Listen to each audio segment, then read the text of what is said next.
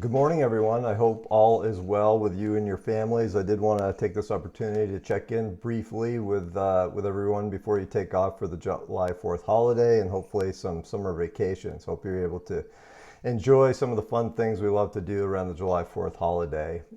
We now have both the commercial and captive insurance deadlines behind us. Today being June 30th is a big day for us in the captive practice, so this all feels great.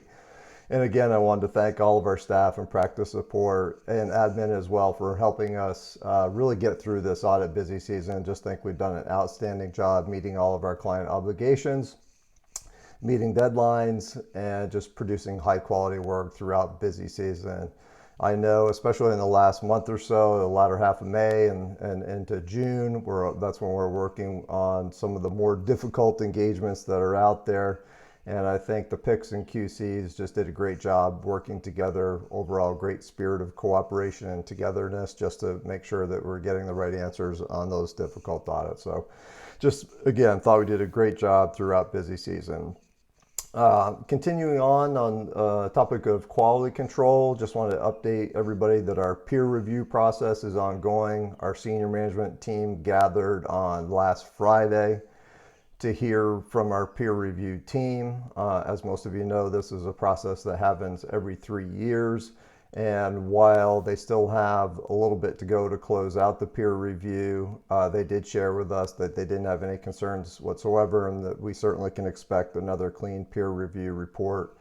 Mike Manspeaker, who has been our lead peer review practitioner for many years now, is always very complimentary of our audit quality, our procedures, our templates, and our audit practice aids. They did obviously get a chance to look at some of our new audit practice aids and thought they were of high quality, and we did a good job putting those things together.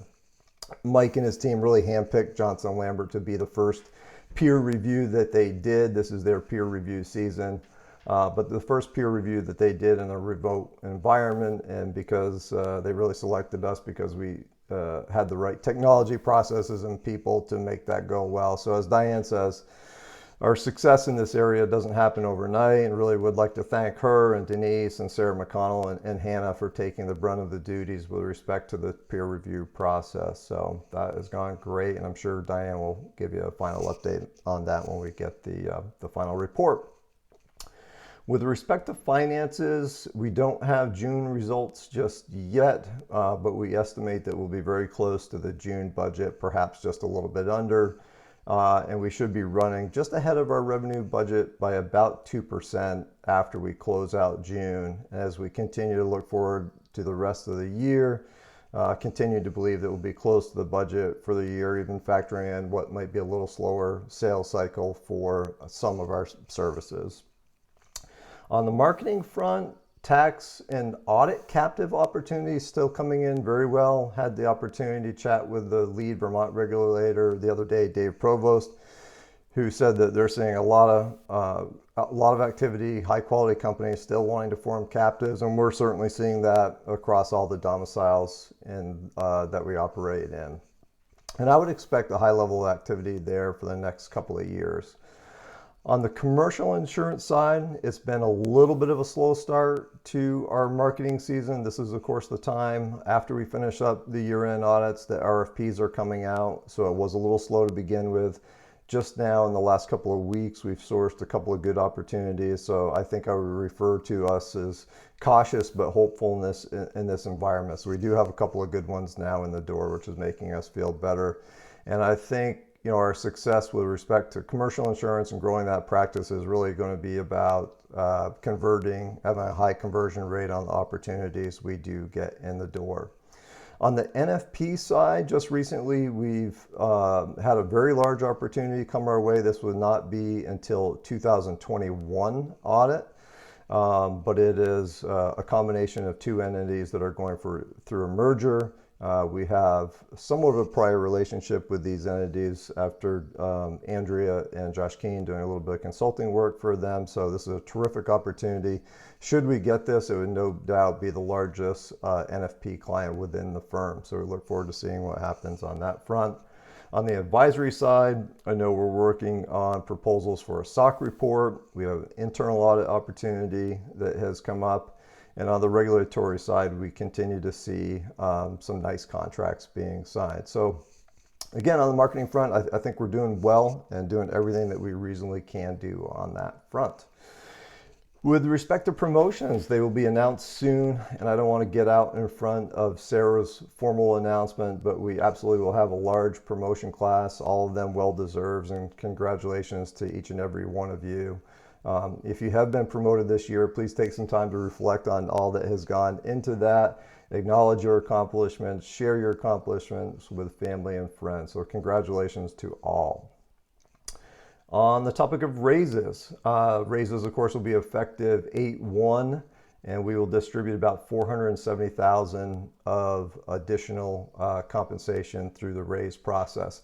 As a company, I think Johnson Lambert's very fortunate to be in a position to make those very solid comp adjustments this year. And the reason that we're able to do that has been covered, I think, in 2 previous sessions where we talked a little bit about Johnson Lambert's practice and how we differ from some of our peers. I would describe the raises this year as absolutely strong and somewhat tempered from prior year raise percentages just due to the uncertainty that we and every organization has in this environment. Some of that uncertainty relating to fee pressures that no doubt that we will have on existing clients and perhaps not being able to add on the traditional 3% increase. Certainly going to see some fee pressures as we do bid on these new prospects. And just an overall slowdown in some portions of our business that we've talked about a little bit. But overall, I tell you, I think as a partnership, we remain very proud of the entire firm's ability to manage through this COVID crisis, from the work side and getting things done, which we discussed at the outset, to financial performance year to date, to cash collections and all the work Josh and Bailey and others have done to get us in a terrific cash position, to getting creative on the marketing side, to our HR teams pivoting, and for our elite orientation and recruiting events to all remote. I think they've just done a fantastic job. We've also been able to maintain all of our offers for incoming staff. So again, I think we're very proud of the entire firm's response, top to bottom. I don't think there's anything more we could have asked for to get through this year and to set us up for a solid 2021. So again, strong raises this year. They are slightly less than prior year just due to the uncertainty on where 2021 will take us.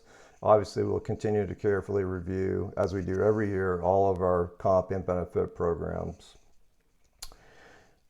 Office environment, just close with a few miscellaneous items here. I think at this point, all of the offices are open. In some cases, they've been used somewhat sparingly, which is just fine. And again, our overall message was come back to the office when you are ready. Still having them open, I think, has provided an environment for those that really wanted to get back to the office. I have been in a few times and seen some people in person. It's been nice to do that. Also look forward to seeing my Vermont crew this afternoon as we celebrate our June 30 deadline. Please do continue to be considerate of coworkers in terms of your activities outside the offices. Numbers are not going in the right direction in some of our region. I know that is not a surprise to any of you that live in those places. And I would just add that if you're exposing yourself to considerable risk, you're in large groups, unfamiliar people, then coming to the office just isn't appropriate. So overlying message is just be smart out there. Again, things not going in a great direction in some spots. Summer work, just ask that now that we've gotten through our 2 major audit deadlines of the year, most of us have still plenty of work to do over the summer with EBP plans and summer audits that are happening. So just ask that all of you stay on top of schedules, deadlines, and providing great client service throughout the summer. And as we've talked about previously, we're going to need to be productive in this environment just as long as we need to. I have no doubt that we will do that. I think the interns are now starting just after the 4th of July week. So I do have an ask that just make sure the internship experience is a good one. And that might take a little bit of creativity this year, but I think we owe them a great experience within public accounting and to get to know Johnson Lambert. So just look out for the interns, make sure you're connecting with them regularly. And with that, I really want to wish you all just a wonderful 4th of July weekend. Again, we really want people to be taking breaks, to be taking vacations, and hope you all are doing that. And thank you all, and we will talk to you soon. Bye.